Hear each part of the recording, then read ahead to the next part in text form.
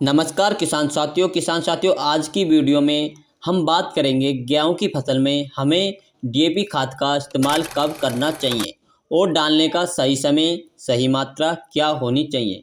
हमें इसका अधिक लाभ कैसे मिल सके। हमारे हमारे बहुत से किसान साथी गेहूं की खेती करते हैं और बहुत बहुत सारे किसान साथी गेहूं की बुआई भी कर चुके होंगे। फिलहाल में हम डीएपी डालने का सही समय क्या है और उससे पहले हम बात जान लें कि कितनी कितनी मात्रा में प्रयोग करना चाहिए। गेहूं की फसल में अगर मात्रा जाननी है तो यह प्रति एकड़ के हिसाब से हम आपको पूरी जानकारी बताएंगे कि गेहूं की फसल में डीएपी डालने कैसे डालें, जिसमें आपको फास्फोरस के साथ नाइट्रोजन की मात्रा भी पाई जाती है। यदि किसान साथियों डीएपी का प्रयोग सही समय पर कर लेते हैं किसान साथी, तो उससे अच्छी इनकम यानी कि अच्छा उत्पादन ले सकते हैं अपनी गेहूं की फसल से। किसान साथियों सबसे पहले हम बात करते हैं, यदि गेहूं की बुआई कर रहे हैं आप तो डीएपी को किस तरह से प्रयोग में लाना चाहिए कि पहले जुताई के समय लाना चाहिए, गेहूं के बुआई के समय गेरना चाहिए, गेहूं के साथ ही गेरना चाहिए। किसान साथियों सबसे पहले आप पर डिपेंड करता है यदि आप कैसे कैसे से गेरना चाहते हैं। किसान साथियों सबसे पहले बहुत से किसान साथी क्या करते हैं कि अंतिम जुताई के समय जब खेत की तैयारी करते हैं तो अंतिम जुताई के समय डीएपी को अपने खेत के अंदर बखेर देते हैं या छिड़काव कर देते हैं।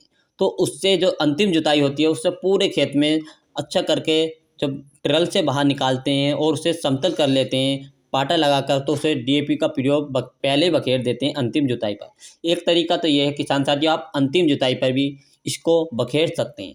नंबर 2 पे किसान साथियों, यदि आपने अंतिम जुताई पर नहीं बखेरा है तो इसका प्रयोग कैसा करना चाहिए।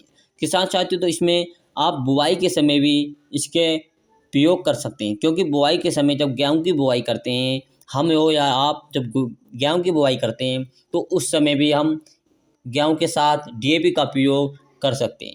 किसान साथियों नंबर 3 पर, जब आपकी फसल में डीएपी का प्रयोग नहीं किया है, बहुत से किसान साथी ऊपर से गेरना चाहते हैं तो ऊपर से गेरने से कोई लाभ नहीं हो पाता, क्योंकि डीएपी ऊपर से बखेरने पर गेहूं की फसल की बुआई कर दी है और ऊपर से बखेरना चाहते हैं तो इससे कोई लाभ नहीं होगा, आपको काफ़ी नुकसान देखने को मिलता है। जिससे कि डीएपी में फास्फोरस तो होता है, जहां गिर जाता है लगभग वहीं प्रयोग में लाई जाता है, क्योंकि यह जल्दी घुलने वाला एक ऐसा पदार्थ रासायनिक पदार्थ होता है।